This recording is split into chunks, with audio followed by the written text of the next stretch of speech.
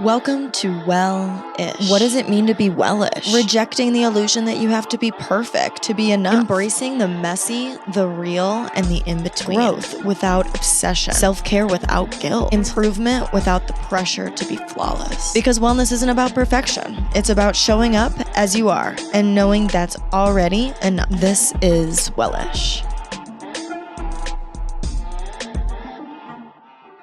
If you're someone with a life that's plotline is thick and juicy and meaningful and quality and has twists and turns and cool things and hard things and just somebody that's got like a really quality life, you know that hard things, bad things, the worst things that you think you will ever go through in your entire life happen, and then you realize that it actually worked out for the best. From big things to small things, how many times have you looked back and said, if that had not happened, this would not have been in my life? Right in this moment, today, in the present, I'm coming from a place of lots of trust, okay? Lots of trust and knowing that this is, in all my experiences in the past, how things have always turned out. It always is like, oh my God, this is the worst thing ever. I don't think I'm ever going to recover from it. And it always ends up being for the better. So right now, if you're new here, I'm currently going through the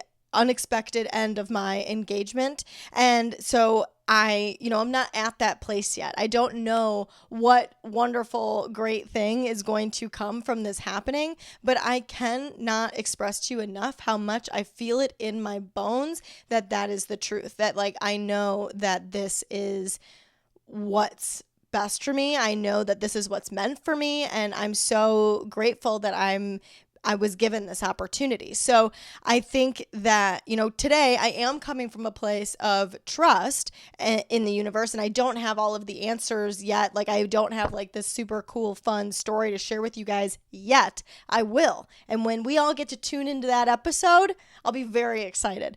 But I am coming from a place of knowing that that is always how it's worked out. And so looking at this from the lens of I am somebody that it hasn't even been a month that I've been broken up with him yet. And I just like the way that the resilience of that, the mental strength of that, to know in my bones that what is meant for me is what's happening in my life. And the reality of it is we cannot know how things will turn out. We cannot predict how things will unfold. But if you get this idea in your head now and you use past experiences from your life that this has come to fruition, that this has proven true, you will be able to trust when bad things happen that it is for your greater good. And you won't find yourself being piled on top of, tackled, shot in the chest 19 times, ran over by a car in a full body cast. Will you still feel like that? Probably.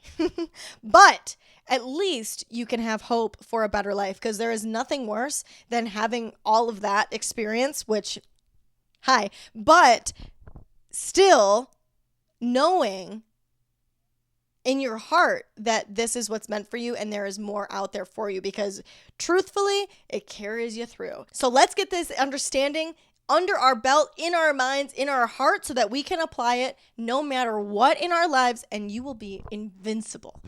Probably not invincible. You're still going to feel things, and you should feel things, but we're going to do everything we can to get there. God, let me tell you, it feels good to yell my heart out into this microphone. I'm sorry if it doesn't feel good for you and your ears potentially, but because I live alone now, I'm like, hey! Okay, I want to start by talking about the illusion of good and bad, because that is what good and bad is. It is an illusion. It is a social construct. It is something that we have been taught what things are good and what things are bad and what that means and what that looks like. And it's all based on your perspective and your experiences and the things that have been taught to you and all the things. I obviously don't have to explain to you guys the difference between right and wrong. Like, we know when someone disrespects you or does something fucked up or makes you feel good, buys you a nice gift because they want to tell you they appreciate you, is there for you during a hard time. Like, we know the difference between good and bad, okay? But I think a lot of the time we confuse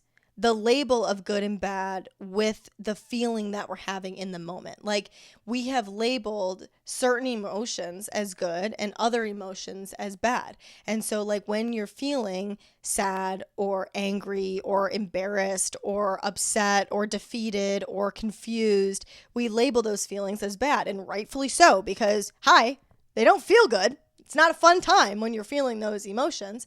And when you do feel happy and excited and loved and fulfilled and confident and all the things, that feels good. So naturally, we've labeled them as good and bad. You're not crazy, okay? But what we're talking about is the long term of this, is the illusion that it creates for our life and our logic and the physical experience that we're having compared to just the emotions that we have. Now, I could go on like a whole tangent about how technically emotions are not good or bad. They just are what they are. And because we put these labels on them, it makes it so much worse. But that is not the topic of this episode. And your girl is trying not to be a rambling queen anymore, okay?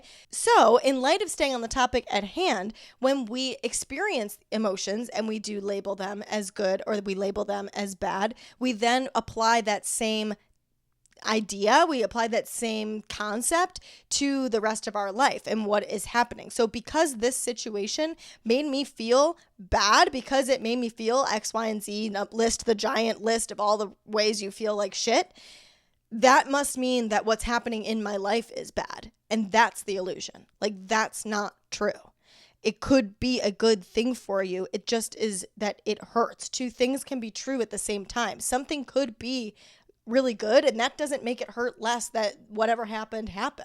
On the flip side, you can do the same exact thing for good feelings. Think about anything that you have ever dreaded and it really turned out to be okay. You want to go to this is not like a real scenario, but I just think like it's a fun example. It's half real. Let's say you're dreading going to your daughter's choir concert. Maybe you don't like the moms in the stands and all of this stuff. The reason I say it's half true is my dad went to a choir concert and was talking to one of the parents while he was out of work for about a year during that 2010 recession, and he got offered a job.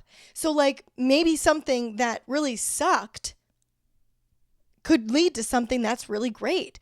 And something you were dreading that you didn't want to be a part of. My daytime job, it's not like it's the most exciting thing in the world. I was dreading starting this job because I was like, this is not my dream job. This is not what I went to school for. This isn't what I wanted to do.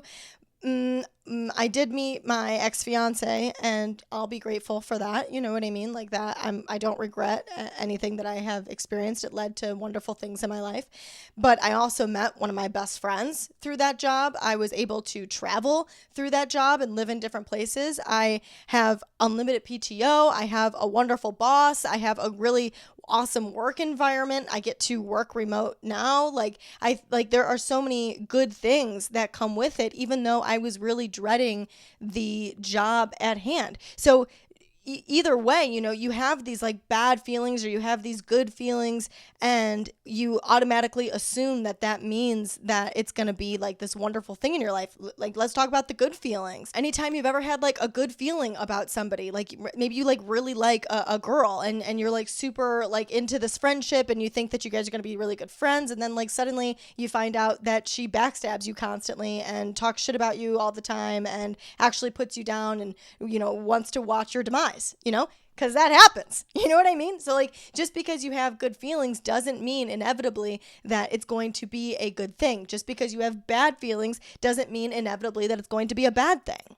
The key takeaway is that we don't always know what's best for us in the moment because you are so caught up in your emotions, and that's not a bad thing. Of course it's not. Like, you have to feel your emotions. You're entitled to feeling your emotions. You are a normal human being for feeling your emotions when things happen. But that's kind of why they say you can't make decisions based on high emotions. Like, you have to allow yourself to come to a neutral place, even if sometimes you can get to neutral and then you go back to a higher emotion time and then you come back to neutral. But it's that idea of what you feel, what you think, what you realize when you're in that neutral space and you're not, making grand thoughts and decisions and ideas about your life based on the anger that you're feeling or the hurt that you're feeling or the love that you're feeling or the overjoy that you're feeling, because the emotion in the moment doesn't equal the long-term outcome.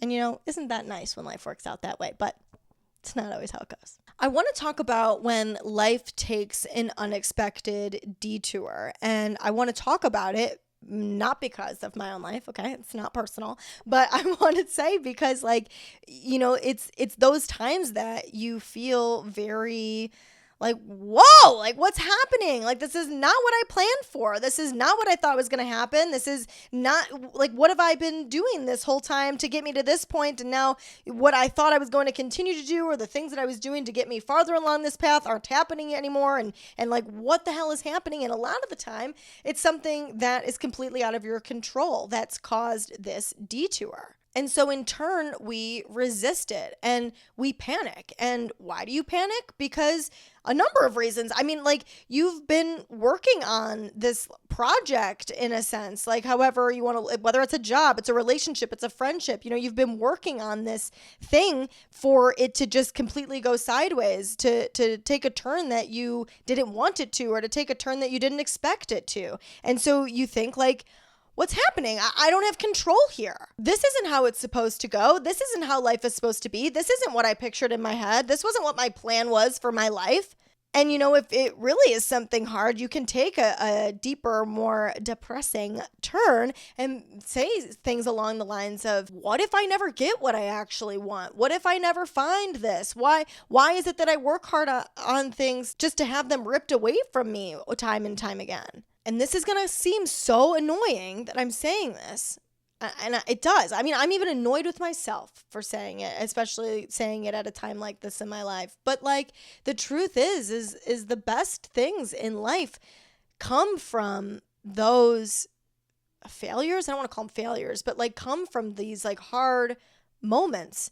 And while I say, like, in my personal experience that I'm going through currently, like, while I'm still in this, like, interim, and the interim is so uncomfortable, like, I don't like it here, but I do already see good that is coming from it.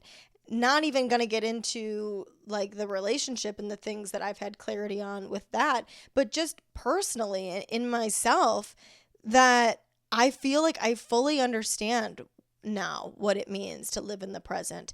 I feel like I know my value so much more, and I know what it means to know your value in order to choose your partner. And it's one of those concepts that like life just hits you again and again and again until you get it, and suddenly it hits you with a fucking board and is like, hi, wake up. Do you get it now? And it's like, now with the, like, I don't think I would have gotten this. Like, I don't think I would have realized my own value and feel the confidence that I feel in myself and who I am as much as I do now without this having happened. And it's only, again, like, it hasn't even been a month. So with that in mind, instead of resisting the detour, which you're going to do, like, let's be real, like, you're a human that doesn't like when you're caught off guard, and doesn't like when people treat you poorly, and doesn't like when things don't go your way, and doesn't like when your plan is fucked up. Like, you are a human. You will feel those things. You will resist it initially. Like, that's what's going to be your first gut reaction. And it probably will continue to be your reaction. Like, I feel good now. Earlier today, not well. So like, I just think, like, you're going to still do those things. But instead of fighting the detour, what would happen if you trusted it? And like, even though I say like, oh, wasn't well earlier, blah, blah, blah, like, even though I don't feel good, even though I'm hurting and I'm in pain and like all of the things, and I'm sad and all of the things, I still in those moments trust what's happening, because I know from past experiences that anytime things don't work out, something better is coming. Like, there is a reason that it doesn't work out. And I know that because I have experienced it time and time and time and time again. And when you do that, you lessen the pain. You don't take the pain away. You don't take the aggravation away. You don't take the upsetness away. You don't take the anger away. Like, those things don't go away because you trust the detour instead of resist it, but it lessens it. It makes it so that you can just be upset about what happened and the way that somebody treated you poorly or the way that your life changed, whatever it is that you're experiencing. You can be upset about that, but you don't have to also have this extra layer of resistance on the detour and being like, no, this isn't what I want. This is horrible. I can't believe this is happening to me. What can I do to change it? I've got to control it. I got to find the ways that I've done something wrong. I've got to find the ways that, that I could still be doing something wrong. What can I do to be different? What could I change? You're trying to find like control and stuff by resisting it. And if you can let that go, and just trust what's happening and allow yourself to feel the feels, it makes it a lot less painful. It makes it a lot more bearable to go with the flow of what life is giving you. Okay, bet. I want to do that. I want to trust. I don't want to be resistant. I would like to be in less pain. I would like to have control over myself and my emotions when shitty things happen in my life that are out of my control so that I don't have to feel like a spiraling maniac when stuff like that happens. But that doesn't seem likely. How is that even possible? How can I make that happen? I never leave you high and dry. I got your back. So how are we going to do that? The first thing is that you have to detach from rigid expectations. This is something I used to say, actually, because it was something my mom would say to me. Hi, mommy. She always would tell me no expectations. And when I would, instead of like high or low expectations. And when I would say that to people always acted like, wow, that's depressing. Like, you have no expectations. But this is the difference. I didn't say no standards. I have standards. I have boundaries. But I don't have an expectation, because if I can go into things without an expectation, or at least not so rigid of an expectation, I will be grateful for whatever outcome comes my way. And again, like, it's kind of like monk level to have no expectation for something. You just always have little slivers of stuff in your mind, and you feel the disappointment when it doesn't go that way, or you feel like overly excited when things aren't, like, they don't go like in the worst case scenario that you thought they were going to. But the idea is that if you can just lighten up on the rigid expectation and the idea that like things have to be this way, otherwise I won't be happy, then you will be able to not be so crushed when it doesn't go the way that you expect. And more importantly, when you have the rigid expectations, it makes it harder to see the good in the alternate outcomes. Something my friends and I really like to say is zoom out. Okay, can we have this conversation from a zoomed out point of view? So let that be, zoom out to 5 years from now. Is this going to be something that impacts you as heavily as it is right now? Is this going to be something that matters in 5 minutes, 5 hours, 5 days, 5 months, 5 years? I love to do that, because sometimes you'll be like, yeah. Maybe not. Maybe it'll be not so bad at that point, so like zooming out in that sense is nice, but also even just like zooming out to the lens of a friend, to a bystander, to a third party as much as you can, so that you're not coming into it with such a bias or with such a hefty perspective based on the things that you have experienced in your life, and you're looking at it from like I said, like a third party point of view, kind of like the same idea when like you're being really not nice to yourself and you think, I would never talk to a friend like that, so why would I talk to me like that? That you can zoom out and come to the lens of like a friend. Like, what advice would I give to somebody if they were experiencing what I'm experiencing right now? And automatically from that experience, you're able to trust that things will work out the way that they're supposed to. Find a way to stay open. If you can stay open-minded and approach things from a very open-minded point of view, then you're going to be able to welcome any sort of outcome that does come your way, especially because the things that are meant for you usually come in unexpected ways. And I want to say too that like, I think when I used to hear the things that are meant for you, it would mean like forever. Like there's like this thing in our society that we feel like because something's meant for us, it means that like it's meant for us until we die. I don't think that's true. Like I think that, like I'll just again using my own life as an example, like my time that I spent with my ex-fiance, like I think that was meant for me for that chapter of my life. And now that chapter is done and closed.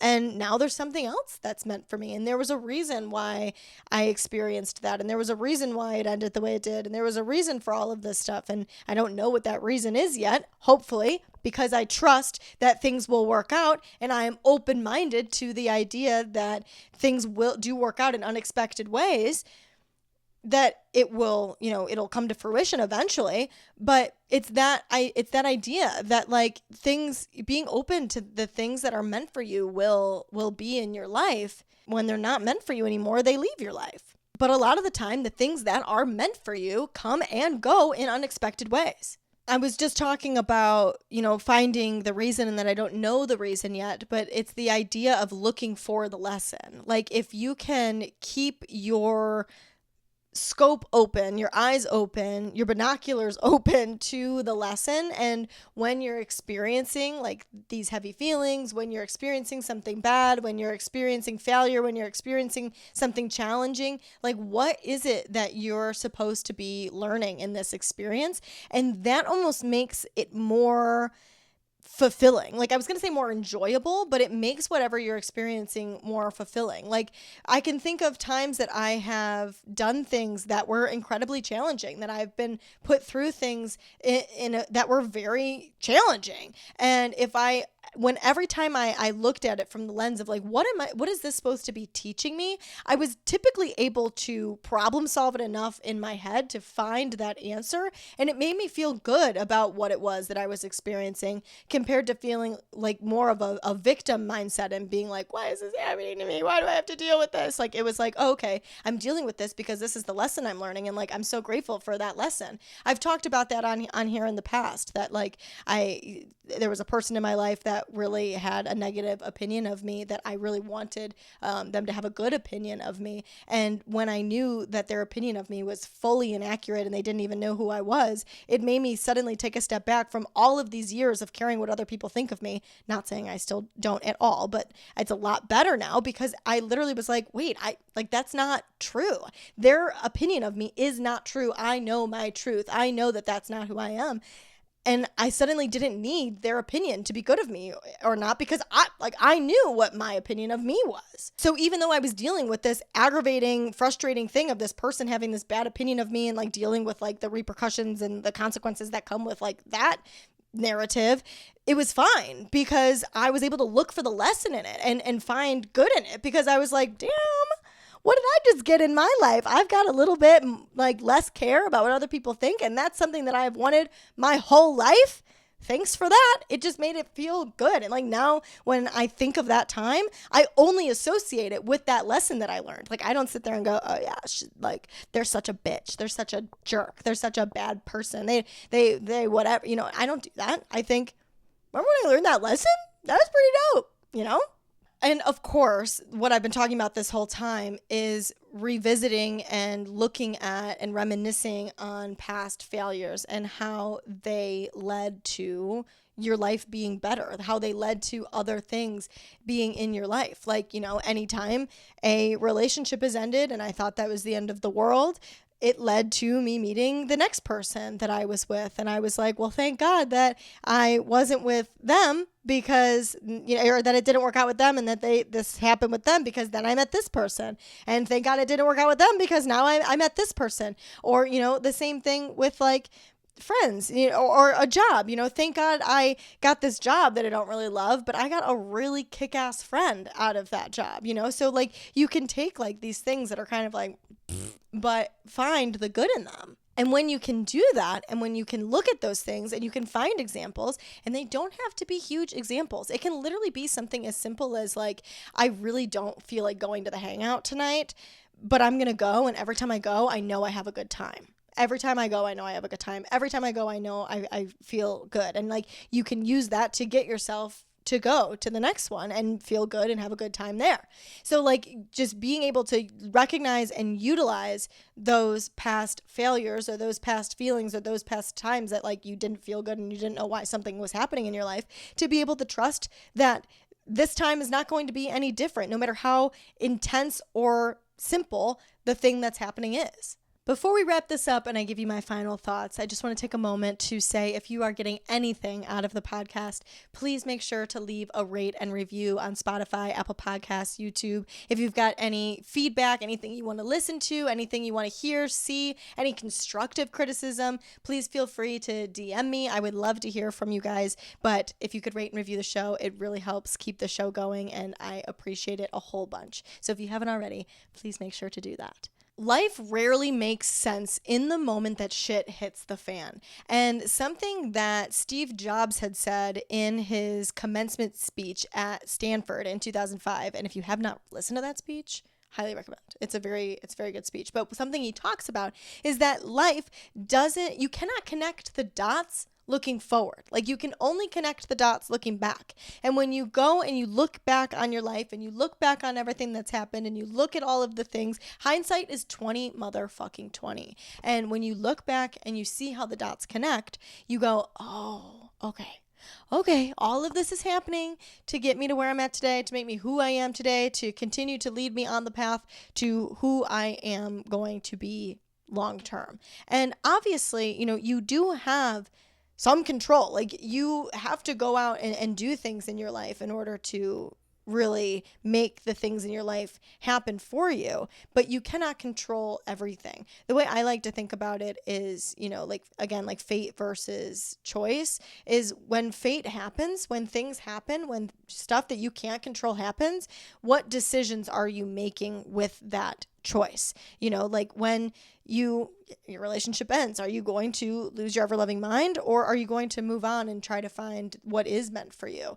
When you have a job that you don't really like and you know consistently in your gut that this isn't something that you want to spend your life doing, are you going to continue to sit there and be miserable, or are you going to try to find other avenues that might align better with you? You take what's happening in your life, you take the detours that pop up in your life, and you make choices that best suit where it is you want to go. And then when you make those choices, inevitably fate will take its course a little more and then you make your choice from there. But the point is that you do these things in the moment and you don't realize the way that they truly benefit you until you look back and connect the dots. You are not falling behind. You are not losing. You are not a failure. You are not doing anything wrong. You just cannot predict your path. That's it. You're not an oracle. You cannot predict. You can hope for and you can work towards a path, but you cannot make things happen. You don't know how life is going to play out for you because you cannot control externals. You can only control you. So you have to allow the externals to happen and then make your decisions from there. I challenge you to think about just one way that life did not go as expected and ask yourself, how did that end up playing out? And if you can find that example, then the next time things don't go your way, again, even if it's something simple, like they're out of your favorite salad at your favorite lunch spot today when you go to lunch, like how that works out in your favor because maybe you got to try something new on the menu that you thought was really good. Or maybe you tried something new on the menu and it sucked and now you know that you don't like that and now you know that piece of information about you. But think about it. What is something that didn't go your way and how did it lead to something better? I would love to hear from you guys and what your stories are. Please share them in the comments below. Send them to me via DM, whatever it is that you want to do. I would love to hear what you guys have to say because the goddamn truth is you're exactly where you need to be. If you needed a sign, if you needed somebody to tell you, this is me telling you, you are exactly where you need to be. Thank you so much for listening. I love you guys immensely, and I truly am so grateful to have you. Making content really makes me happy. It really makes me feel good, and I can't express enough how grateful I am for you and how much you truly, truly do mean to me. So I will talk to you guys next Monday. I hope you have an incredible week.